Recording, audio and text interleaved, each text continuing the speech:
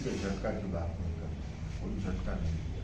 हाँ, आरसीपी सिंह साहब ने उन लोगों को 4 महीना पहले ये बताया था कि उनकी बात हुई है गृह मंत्री जी से, उनकी बात हुई है भारतीय जनता पार्टी के अध्यक्ष नड्डा साहब से,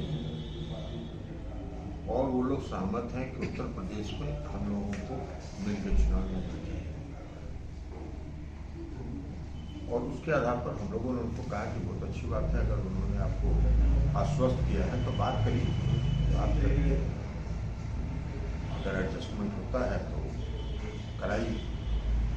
फिर उन्होंने कहा कि सूची मांग रहे हैं। हम लोगों ने 30 विधानसभा क्षेत्र की सूची बनाकर श्री धर्मेंद्र प्रधान जी को सुपुर्द कर, ये लगभग 1-1.25 महीने की बात है, जब पिछला पार्लियामेंट चल रहा था उस समय की बात है। लेकिन उसके बाद कोई निष्कर्ष नहीं आया, कोई सकारात्मक उत्तर बीजेपी की तरफ से नहीं आया। इस बीच में कई दौर की बातचीत हुई श्री आरसीपी सिंह साहब से। आरसीपी सिंह साहब ने कहा कि बात हो रही है और समय निकलता जा रहा था। इस बीच भारतीय जनता पार्टी के अध्यक्ष नड्डा साहब ने प्रेस कॉन्फ्रेंस करके दिल्ली में ये कहा कि उत्तर प्रदेश में हमारा जो गठबंधन है वो श्री संजय सहनी जी की पार्टी से और अपना दल से,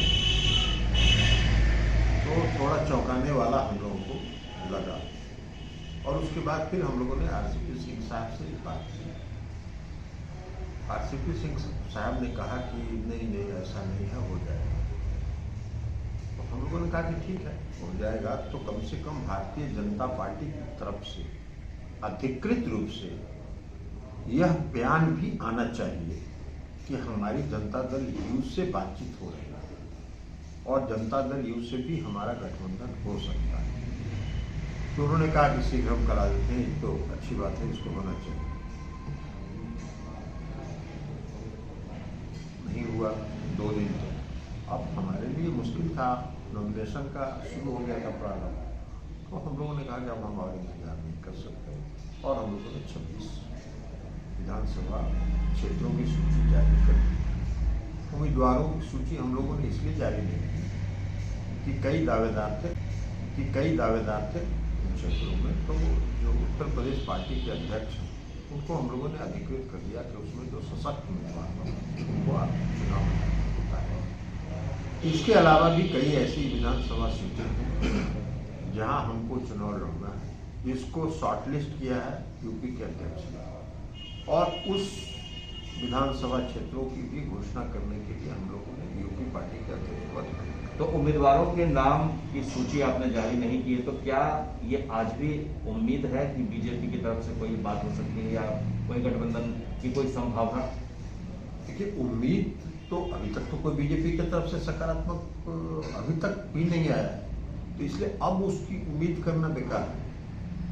अब तो चुनाव मैदान में हमने घोषित कर दिया है, और जो हमारे सशक्त उम्मीदवार जो आवेदक हैं और जो चाहते हैं, उनमें जो सशक्त उम्मीदवार हैं उनका चयन करके हम लोग उम्मीदवारों की सूची भी जारी करें। पर ललन जी, मेरा सीधा सवाल पहले यही था कि क्या आरसीपी सिंह की वजह से जेडीयू को इतना नुकसान हो रहा है यूपी में चुनाव नहीं लड़ने की वजह से, या बीजेपी ने आपको भाव नहीं दिया? हमको भाव कोई देने का नहीं देने का कहाँ सवाल है, इसलिए कि हम बीजेपी से अलग हटके कई राज्यों में चुनाव लड़ रहे हैं। यहाँ यूपी के चुनाव की बात कर रहे हैं। हम कई राज्यों में चुनाव लड़ चुके हैं, तो भाव उनका देना, किसी भी पार्टी को भाव देने से क्या होता है?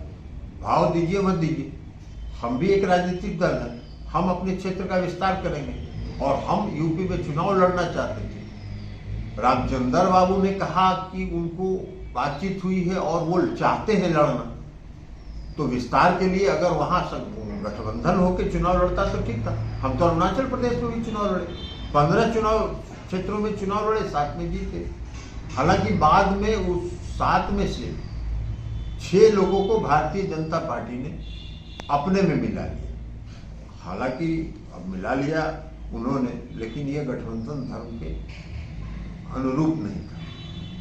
इसलिए कि हम जब राष्ट्रीय जनतांत्रिक गठबंधन में थे और हमारी पार्टी वहाँ थी, तो गठबंधन के एक दूसरे दल से डिफेक्शन नहीं कराना चाहिए, लेकिन उन्होंने कराया। पर सवाल ये उठता है कि क्या आरसीपी सिंह की वजह से नुकसान हुआ है, धक्का लगा है जेडीयू के एक इमेज को भी, और आप जितना सीट पर लड़ना चाहते थे वो लड़ नहीं पा रहे? हम किसी व्यक्ति को दोष क्यों दें? उनको अगर बीजेपी ने भरोसा दिया, अब बीजेपी ने कितनी ईमानदारी से उनको भरोसा दिया ये तो वो कर सकते हैं, लेकिन जो बीजेपी का अभी तक का जो रवैया था अंतिम दिन तक, जब जिस दिन हम ना उनकी कहीं बात हो रही है, वो तो कह रहे हैं कि हमारी बात हो रही है। और सबसे महत्वपूर्ण बात यह है कि ये पहली दफा नहीं है, इसके पहले भी वो जब राष्ट्रीय अध्यक्ष थे तो वो खुद मंत्री बन गए केंद्र में।